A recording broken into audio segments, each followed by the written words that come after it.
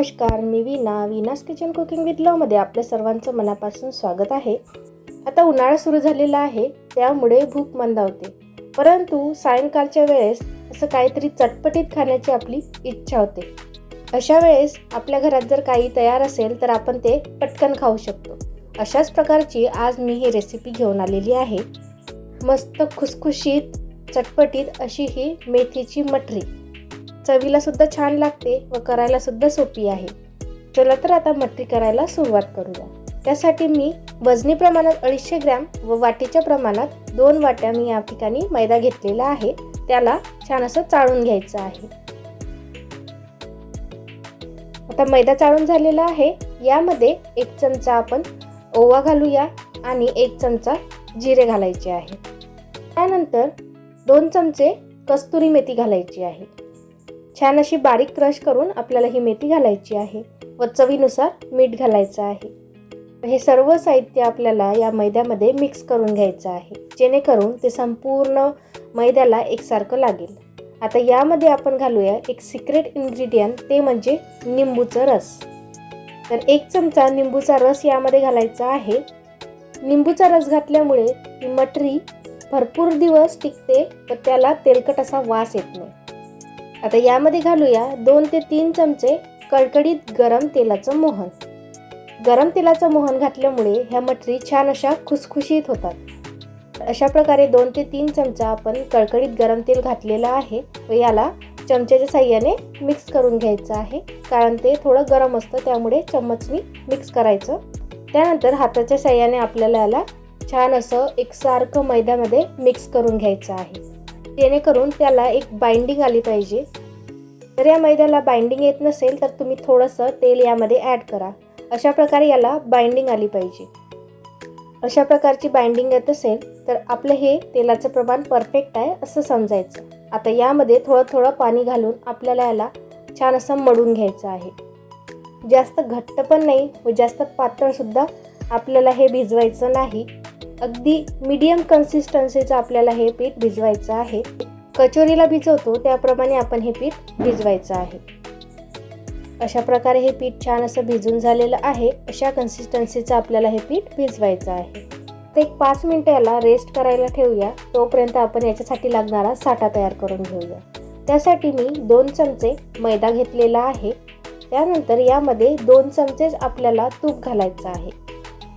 तूप आणि मैद्याचं प्रमाण हे सारखं असायला हवं व त्याला अशा प्रकारे आपल्याला मिक्स करायचं आहे. संपूर्ण मैदा या तुपामध्ये छान असा मिक्स व्हायला हवा. हा साठा लावल्यामुळे आपली जी मटरी आहे त्याला छान अशा लेयर्स येतात. तर तुपाचे व मैद्याचे प्रमाण हे एक समान आपल्याला घ्यायचे आहे. तर आता आपला हा साठा तयार आहे. सतत आपल्याला हे फेटत राहायचं आहे, त्यामुळे हे छान असं पातळ होतं. साठा तयार आहे. जो भिजवलेला मैदा होता त्याचे आपण एक समान गोळे करून घेऊया.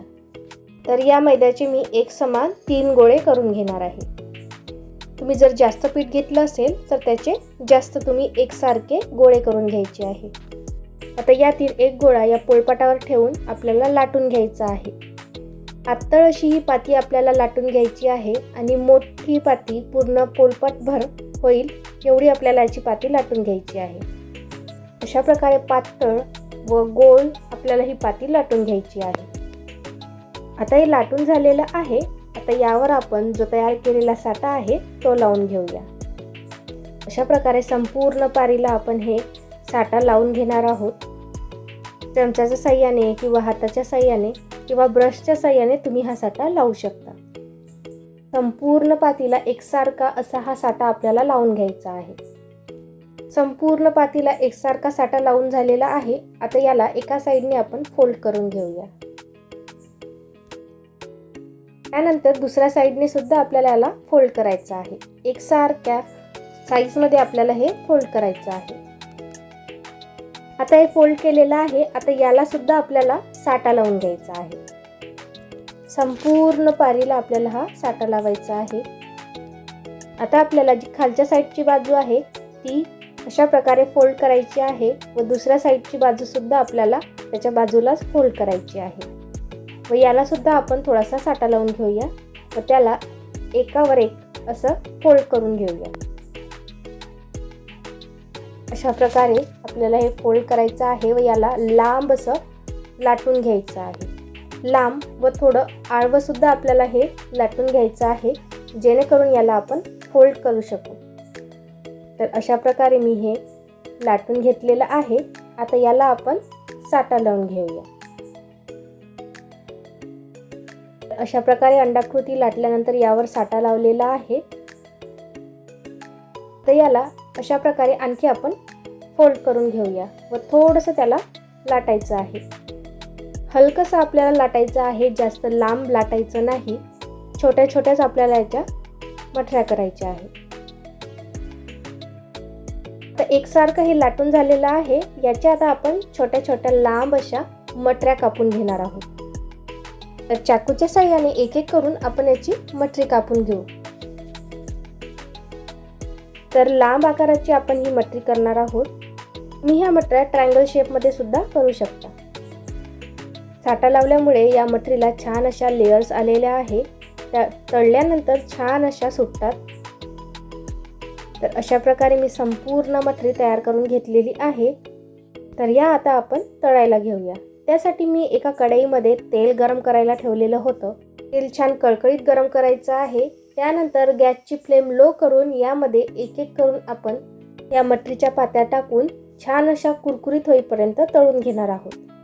संपूर्ण मठरीच्या पात्या टाकल्यानंतर गॅसची फ्लेम मीडियम करून आपण ह्या पात्या छान अशा कुरकुरीत होईपर्यंत तळून घेणार आहोत। हाय फ्लेमवर आपल्याला ही मठरी तळायची नाही, त्यामुळे ते नरम होते व त्याला जळल्यानंतर कडवट वास सुद्धा येतो। हाय फ्लेमवर केल्यामुळे त्या जळतात। अगदी मीडियम फ्लेमवर आपल्याला याला छान असं ब्राऊन कलर येईपर्यंत तळून घ्यायचं आहे, हलकासा ब्राऊन कलर येईपर्यंत। तर मस्त अशी तळल्यामुळे याचे पदर सुद्धा छान असे सुटतात व ती खुसखुशीत होते। ही मठरी एअरटाईट कंटेनरमध्ये 20 ते 15 दिवस आरामशीर तुम्ही स्टोअर करून ठेवू शकता। आता याला छान असे पदर सुटलेले आहे व हलकासा ब्राऊन कलर सुद्धा आलेला आहे। तर आता आपली ही मठरी तळून झालेली आहे व त्यावरील जी बुळबुळे आहे ते सुद्धा कमी झालेले आहे। मठरी तळून झालेली आहे, ते आपण एका प्लेटमध्ये काढून घेऊया। मस्त अशी खुसखुशीत मठरी तयार आहे। अशाच प्रकारे मी संपूर्ण मठरी तळून घेणार आहे। तुम्ही बघू शकता मस्त असे या मठरीला पदर सुटलेले आहे व कुरकुरीत खुसखुशीत अशी ही मठरी तयार आहे। त्यावर तुम्ही चाट मसाला किंवा काळं मीठ, तिखट, साधं मीठ टाकून सर्व केली तर चवीला खूप छान लागते, अगदी खुसखुशीत होते व छोट्या भुकेसाठी आपली ही मठरी तयार आहे। तुम्ही सुद्धा अशा प्रकारची मेथी मठरी तयार करून बघा। आवडल्यास कमेंट करा व व्हिडिओ आवडल्यास माझ्या व्हिडिओला लाईक करा, शेअर करा, सबस्क्राईब करा व बेल आयकॉनवर क्लिक करा। धन्यवाद।